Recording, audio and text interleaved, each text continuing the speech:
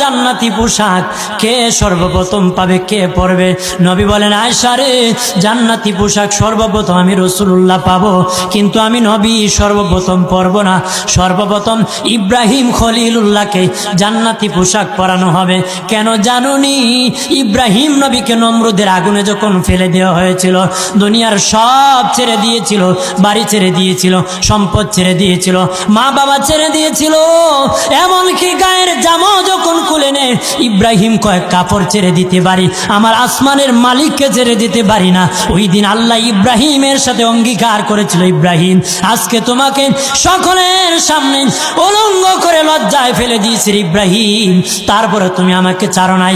আমি কিয়ামতের দিন সকলের সামনে মুসলমান, বেঈমান, কাফের, নাস্তিক যারা তোমাকে উলঙ্গ করেছিল, তাদের সামনে আমি আল্লাহ আনুষ্ঠানিকভাবে তোমাকে কাপড় পরায়া দিব।